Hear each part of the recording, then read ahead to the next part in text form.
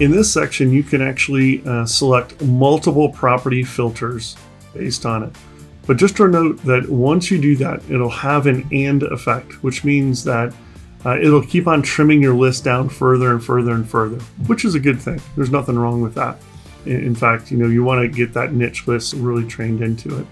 But let's go ahead and select a property type, and let's go single family residence. That'll probably be the most common one. You can also select land in here, commercial, whichever you want to do in terms of the selection itself. But just note that once you do add this in, your filter is going to be reduced even further. We went from 27,000 to 24,000. And your filter for property is going to be updated here and actually show what you selected in the count filters and options. Okay, let's go ahead and select a different filter.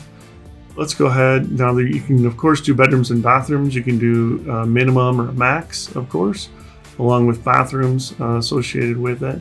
Not all county, I can tell you right now, not all counties have bathrooms and bedrooms in all of their data. We try to pull out that data as much as we can using other methods as well. Just let you know that not all counties actually supply that data. All right, square footage. Yeah, you can actually do by minimum square feet if you want, or lot size. So here, if you're talking about the land or the building, those are kind of the two indices right there. So this will be the building size. So let's just do a minimum of 1,000 square feet. Let's see if it takes it. Yep, sure dropped it down. So there are some properties there. And again, it updated the square footage of at least 1,000. And of course, you can delete it by clicking that button. Let's go ahead and add in, of course, unit number is if it has to do if there's multiple units on the property. Let's say it's an apartment complex and you only want 30 units. You could put 30 units here, and it'll only have go up to that 30 units. Year built, of course, you can always select year built. Let's just put 2,000 here as a minimum, and again, of course, that reduced our number to 2,800. And once again, of course, you can see that the year built is updated as well. Property value is the value of the property by current estimates. Equity range, and this is dollars. So if you want a number of equity, let's say $30,000, you can type in 30,000 here, and that will give you the minimum equity associated with it.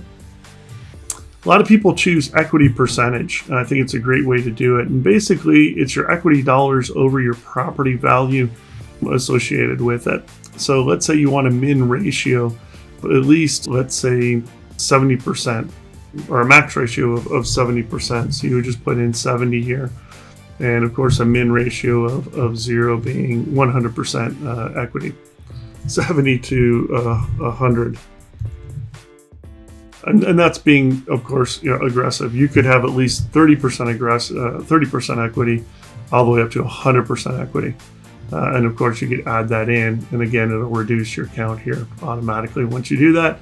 And add in loan to value ratio. We're actually going to update this to your equity ratio.